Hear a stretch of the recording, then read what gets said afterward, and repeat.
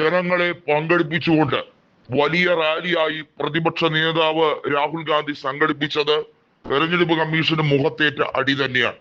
കാരണം അത്രയേറെ അഴിമതി നിറഞ്ഞ ഒരു തെരഞ്ഞെടുപ്പ് കമ്മീഷൻ പ്രക്രിയയാണ് കഴിഞ്ഞ ഏതാനും കൊല്ലങ്ങളായി കാണുന്നത് എന്നത് തെളിവ് സഹിതമാണ്. ഓരോ ലോക്സഭാ മണ്ഡലത്തിലെയും പല നിയമസഭാ മണ്ഡലങ്ങളിലെയും തെരഞ്ഞെടുപ്പിലെ വോട്ടർ പട്ടികയും അവിടുത്തെ പോളിംഗുമായി ബന്ധപ്പെട്ട ബൂത്ത് തല അടിസ്ഥാനത്തിൽ വരെ കണ്ടുകൊണ്ടിരിക്കുന്നത്.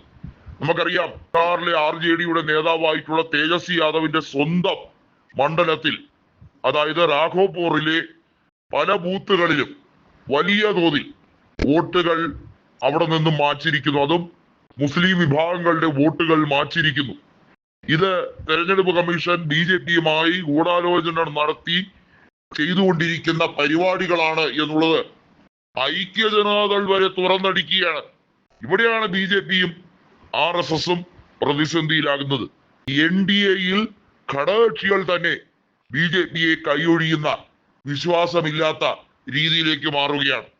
ചിരാഗ് പാസ്വാന്റെ ഒരു രീതിയിലുള്ള കളിയും ഇനി നടക്കാൻ പോകുന്നില്ല എന്ന് നിതീഷും, എന്നാൽ നിതീഷിനെ അടിച്ചു പുറത്താക്കുമെന്ന് ചിരാഗും വെല്ലുവിളിച്ചുകൊണ്ടാണ് ഒരേ മുന്നണിയിൽ തന്നെ നിൽക്കുന്നത്.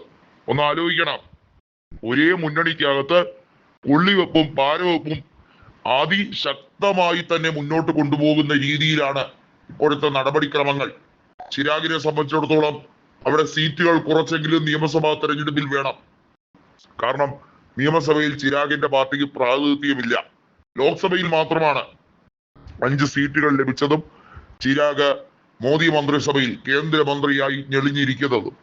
എന്നാൽ നിതീഷിനെ സംബന്ധിച്ചിടത്തോളം ചിരാഗ് തന്റെ പാർട്ടിയെ നശിപ്പിക്കാൻ ശ്രമിച്ചയാളാണെന്നും അയാൾക്ക് മാപ്പ് കൊടുക്കില്ല എന്നും ഉറക്കെ പ്രഖ്യാപിക്കുകയാണ്. ചിരാഗിന്റെ ബന്ധു കൂടിയായ പശുപതി പാരസിനെ ഒപ്പം കൂട്ടി RJD കരുത്ത് തെളിയിക്കാൻ ശ്രമിക്കുകയാണ്.